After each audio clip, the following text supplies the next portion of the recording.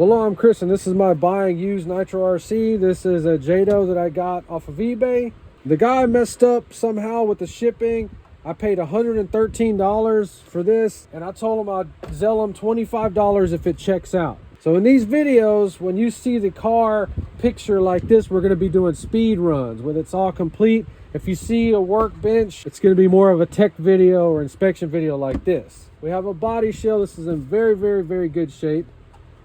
Next thing, I'll test the wheels out. So some of these, if you don't have the spacer in the front, the wheel will be too tight. But right now, we're just checking for the straightness, passing the test. Yeah, they're missing the spacers, but they're not very expensive. I'm just nitpicking because every little thing adds up. Like if you were buying this to restore it. So all the wheels are straight on there. That's a huge win. So it came with a TQI radio, TQI receiver. If the TSM works on there, I'm going to go ahead and give him $25. No questions asked. So I couldn't tell if he had batteries in here or not. I think he had actually left it on. He's running an aftermarket battery in here. He's getting his $25. I'm on aftermarket. Oh, he's got the double A's in there. That's fine. And I check all this little stuff because every freaking dollar adds up. I hate buying batteries. Look at that. We got freaking good batteries in this thing. So he left the switch on. That's why I pulled this cover off. We do have the little cover. Okay, so he said the receiver's bad. We're nitpicking because I want you to see everything wrong with it. Is this something you really want to get into? I put the 4 good ones in the transmitter. Always look for corrosion right there. That can screw you up. Okay, turn it on. Okay, so nothing's communicating. We're going to try to rebind it. So I rebound them or binded them, and I hate to say everything's working on it. I hope that was not the issue. He said the receiver was bad. Okay, hold on. Is that what he was talking about? It's got kind of a delay in it.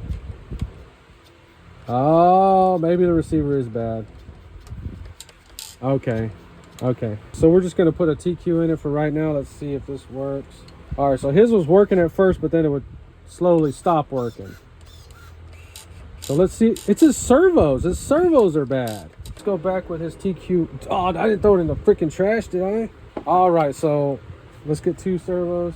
So maybe it's a transmitter. Let's see if these start getting weak. They're doing weird stuff. It's his transmitter. Okay, it does have a serious issue. Okay, so this is a first for me. I can't tell if it's the receiver or the transmitter. So transmitters do go bad. Don't think for 1 second that they don't. They get the blue tape of shame. They don't get thrown away. They just get extensive testing on a rainy day or when I'm bored. Okay, so then we're going to test it with a fly sky, see what happens. Dude, these servos are doing weirdness. So it started making the servos freak out. So maybe the servos are shorted. We're going to confirm that with this last test. Okay, these are fine. Let's test it one more time. Okay, when you're having weird problems, you got to do multiple tests. You don't just test it once and walk away. So now we're going to test the servos individually. It's not doing anything. Put it in channel 2. Okay, so this servo's bad or not doing anything. The servos are screwed up, and that possibly cooked the TQI receivers. Unless this engine starts up perfect, I'm not sending them $25 anymore because part of the reason I bought it was for that. So let's just try to get this thing started. So real quick, I mean, he's got upgrades on it. They don't look like the real ones. They look like AliExpress stuff, but they don't feel bad. They don't feel too cheap. They feel legit-ish. And this really thick bar right here. I don't care for stuff like that. He does have these axles in the back. This is cool. We're going to check these axles out real quick after we get it running, and maybe I'll still give him $25. I don't know. But so far, I'm very disappointed. I'll run 20% on everything. So the carburetor slides easy. The idle gap looks a little big, but that doesn't really mean anything bad yet. Well, let's see if it spins first. Okay. Okay, it's got a lot of compression on it. Let's see if it spins over. Oh, yeah. Okay. Let's try to prime it. I'm watching the fuel come up. It's coming up. It's come up. It came up right there. You can go ahead and do it like for another second. Okay, now we need to check the glow plug. Oh, it's loose. Glow plug's loose. That could be a good sign. He's doing the after run. All right, glow plug's good. Make sure that's not stripped. All right, let's put the igniter on it. First time starting it, just put some fuel down the carburetor. It makes it so much easier. And we want it to instantly bump. You want to hear something, blip, blip, blip, something. Okay, it's bumping. Freaking bumping instantly. It sounds good. We got a high idle. Let's go ahead and it should start right up. Oh, it's too fast. Way too freaking fast. Man, you don't set your freaking idle that fast, dude. I'm in Houston, Texas. Maybe he lives at a different elevation. Oh, we need to check the carburetor settings and see how he was running this thing. Seemed like it was around 3 turns. I've never seen one that freaking leaned out yet, but maybe he knows something I don't. So I'm not gonna judge yet. The idle gap is super big. We're gonna close it. I close it about 50% from where he had it. All right.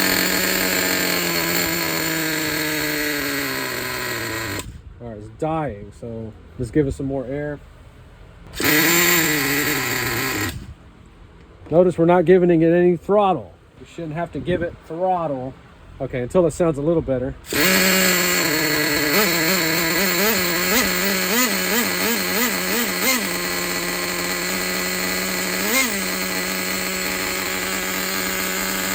Running good.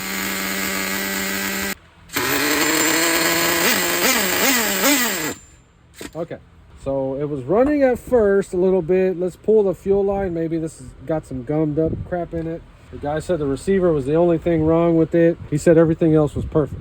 I never say that. I always tell people that this is old, it's original, and it needs to be restored. I tell people if you want it to be perfect, go buy a brand new one at the hobby shop.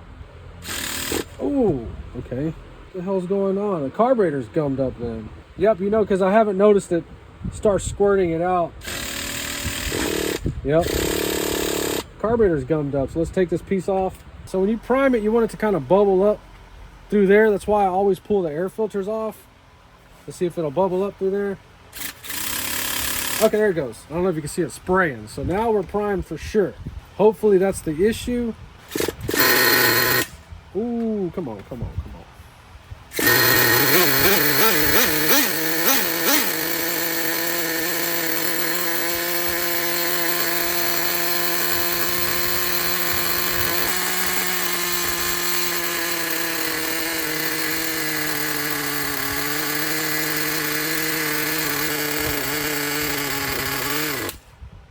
Okay, so we pitched it like that. The low speed could be too low. So we're gonna pull this one out. Ooh, this one is extremely loose. This one feels like it doesn't have any O-rings in it. I've never had one that freaking loose.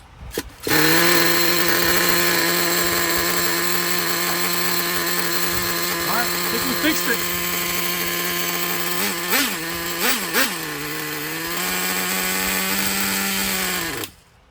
Okay, that low speed needle was in a little bit too much. Looking for 2 to 3 seconds. We should have been pitching with this. All right, so here's the main thing I'm seeing wrong with this car. You put some kind of aftermarket brakes in there, the brakes are cranked down way too tight. Now watch what happens whenever we loosen the brakes. So pinky, always use your pinky. I cannot turn this with my pinky. That's how tight he has the brakes on there. And see how tight they are right here. So we're gonna loosen this until we can turn this with our pinky. Almost. Better. This is the third RC car that I've seen with the brakes cranked down like this. Okay, it's loose. Pinky. Now watch when we start this thing how it's just going to run completely different with the brakes loose.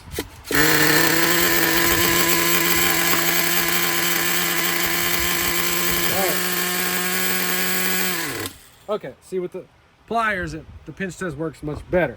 So what we're learning in this video, they have it idled way up and they're controlling the clutch from engaging by using the brake. Now, I don't know if that was intentional or not with this guy, but that brake was cranked down way, way, way too much. So remember, pinky pressure, I run my brakes loose. I don't want nothing restricting this engine. So you see how it's still engaging the clutch? Well, you need to have the freaking wheels on the car. You don't test it like this. So let's go ahead and throw the wheels on it and let's try to adjust this 3.3.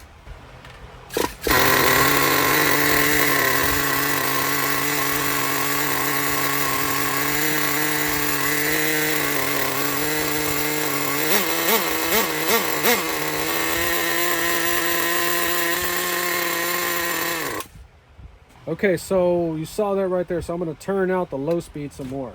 Yeah, those O-rings seem shot on that low speed. Oh.